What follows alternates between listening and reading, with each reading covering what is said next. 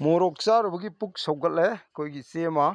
अदना लांगथ्रै मतोल इपा इपुगी लांगथ्रै मतोल सिदा हौरे गमलादा थाबनी मसी थचरे मना तारा मुक्ति फाद्रे मसी चामथोकचरे इसिंगदा सिदा चामथोए चामग्रबनी हाना चामथोखरे अदु से कोई सेदा उजे पुंगनी मिनिट 10 चलेजे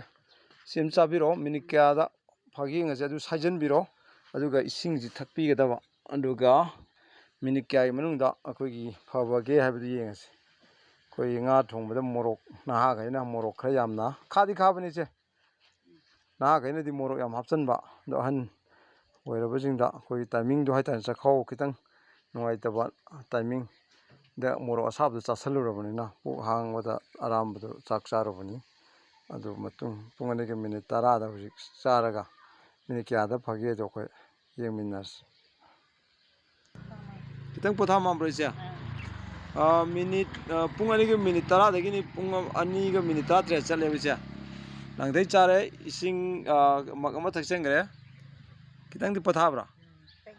पूरा चाउब्रा गरो चाउब्रा चाएबा हां अदे ताको राव लगा ये अपने ना माता हां केनो चागे लापा हां करी चागे लाइन लांगदै चागे ते चागेरा मंददना को ओय अदिनिसे पुकचाक पाजी इपा इपुगी थंबिरंबा लाइगिदसु उमंग लाइ हराउबदसु लांगथ्रै दुम सिनैको अदगी लांगथ्रै मतोन पुंफाइ मतोन तिंगथौ मतोन जे थानदगी लाइटिंग दि सिनरेबा तुलसीबोंदसु दुम थानैको लांगथ्रैसे अदु अदने तुलसी जना केनोगी सिजु फतबदि नते तुलसी मतोन जे थलगा अखोगी असोपन तैनरमेबा माजु इखएबा अदि खोइ थिरैजु थिरैगी मनासी असोपन दरकान थान तेन सोकांदा इ थोकांदा थिरैजे तप तप तप खरा हेगा खुबाक्त नै खायगा मही असंग बम थोइदना अदु हापसन कांदा खएबा कोइजा मोजु दितोंगु मै सरु यावरिबा इ खकननाबा अदे तेरा पाइबि नम लैबदो अदुजु खएबा सुवाइना मखन खल लैरिबा अदु मसी हुजिकानगी लैबोरेटरी दा चाइंग तो मतमदा मदी मसी मतमदगी दि मेडिसिन गी पोट प्रोडक्ट कैनोनेबा मसे ओजे आयुर्वेदिक कुंबगी हाइतारेने मना मसिंगी ओइबा पोटा अदु इसे हुजिक फारेको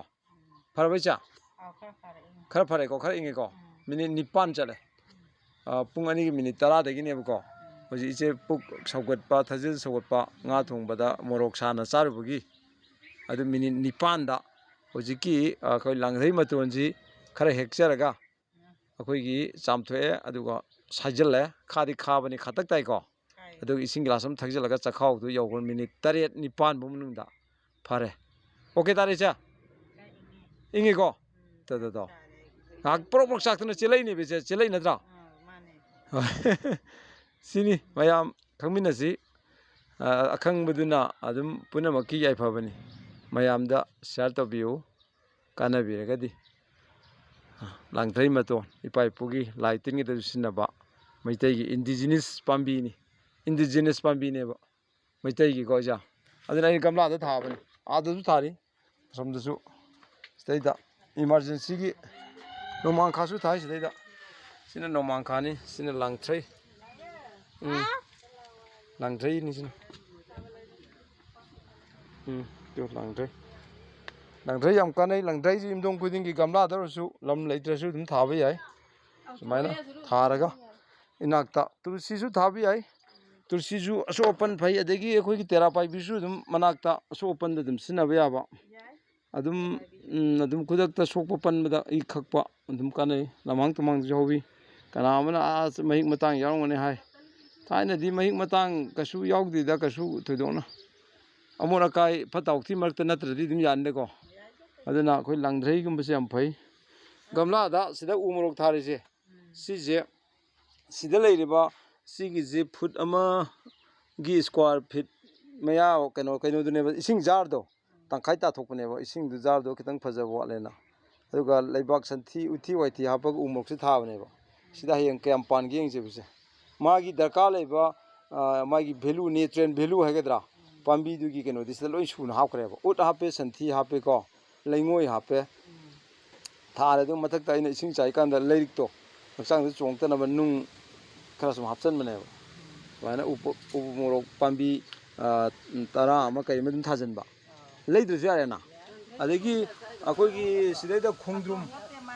sida khongdrum pambi jisi asumda khara lingthokpa hore sumaina sida nursery char semani sigi kenogi jaga sida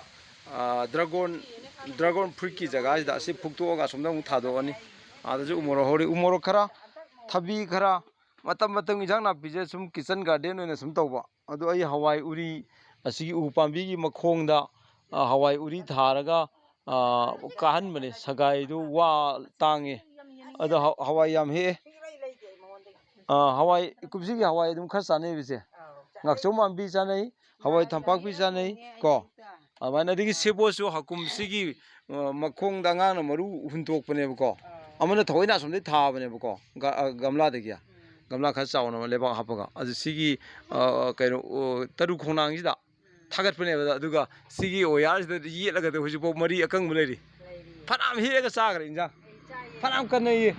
sagai du sade arena uwa hauriba makhongi dei khar lap thoga nungsi nungsa phangba jaga ida uthi waiti santhi seung hapaga admai toroga thabiraga khoigi kare haitare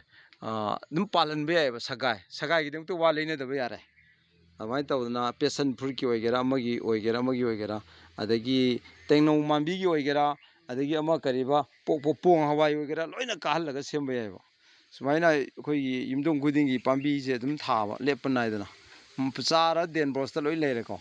idagi leiraga aduni iche hoji puk chak pu fare ko pura fara bacha khoi adu budi tam tanu ko masai chak pu dudi khang bungam dudi tawdreba sam nongai recha hoi sumaina mayam khangmina se umina se tanamina se famina se yai famina se yai pare